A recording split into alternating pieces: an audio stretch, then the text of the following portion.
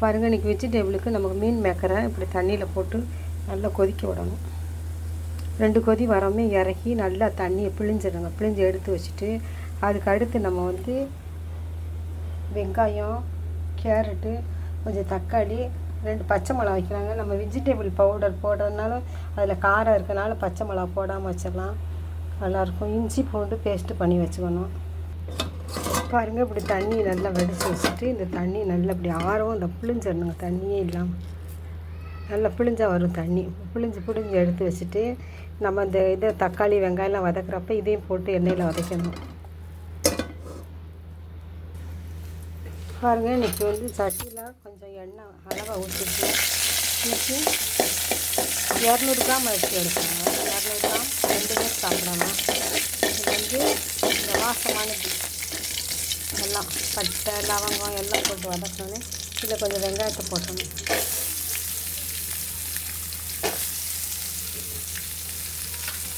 இந்த வெங்காயத்தை போட்டு நல்லா வதக்கணும். வெங்காயம் வதங்கினோடனே அடுத்து வந்து கேரட்டையும் கூட போட்டு வதக்கணும். அரைச்சிட்டு நம்ம இஞ்சி பூண்டு பேஸ்ட்டு அரைச்சி வச்சுருக்கோம்ல அதையும் போட்டோம். அதையும் இது நல்லா வதங்கிடுச்சு. வதங்கினோடனே இதில் வந்து நம்ம இஞ்சி பூண்டு பேஸ்ட்டு அரைச்சி வச்சுருக்கோம்ல அதையும் போட்டுக்கணும்.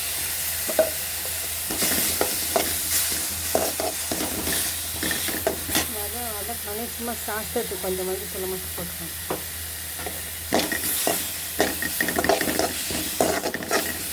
நல்லா ஒரு வாசம் வருங்க. வாசம் வந்தோடனே அடுத்து தக்காளி நல்லா வதக்கணும்.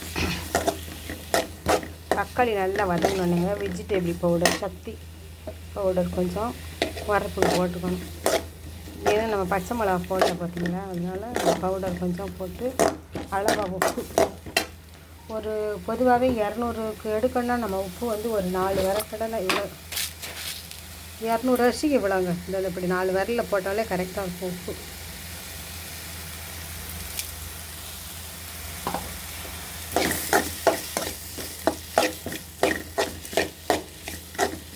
நல்லா வதக்கணுங்க.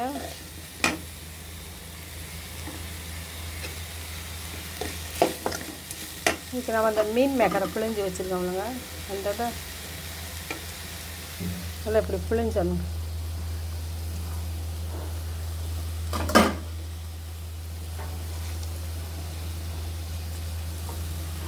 இப்படியே பிழிஞ்சு அதை போட்டணுங்க.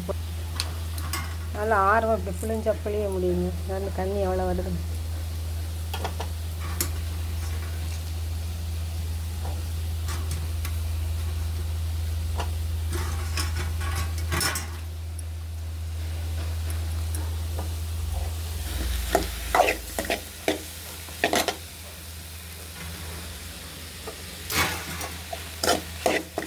நல்லா அது வதங்கவுடனே இதில் வந்து மசால் தூள், சக்தி மசால் தூள், பிரியாணி பவுடர் இருக்குங்க, அதை போட்டணும்.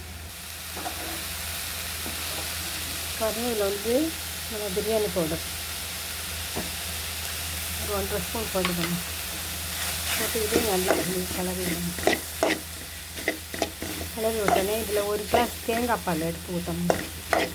ஊற்றிட்டு அரிசி களைஞ்சி வச்சதையும் இதையும் அப்படியே ஒன்றா அடுப்பில் வச்சு நம்ம எப்பயும் இறக்குற விஷயம் விட ஒரு விஷயம் கம்மியாகவே இறக்கிடுங்க. சூப்பரான வெஜிடபிள் பிரியாணி ரெடி. இதில் நிறைய காய்கறி போடலாங்க. உருளைக்கிழங்கு போடலாம், பீன்ஸ் போடலாம், காலிஃப்ளவர் போடலாம், எல்லாமே போடலாம். இன்றைக்கி பீன்ஸ் மட்டும் தான் கேரட் மட்டும் தான் இருந்துச்சு. பாருங்கள், வதக்கின மீன் மேக்கரு அரிசியெல்லாம் அளவாக 1க்கு 2 மடங்கு தண்ணி வைக்கணும். வச்சுட்டு இதை தேங்காய் பால் கொஞ்சம் ஊற்றணும். நல்லா அப்படி கிண்டி விட்டுறணும். அரிசி, மீன் மேக்கர் இதெல்லாம் நம்ம விசில் போட்டு குக்கர் போட்டு மூடியை வச்சு மூடிடணும். மூடிட்டு 4 விசில் அடிக்கவும் இறக்கி வச்சிடணும்.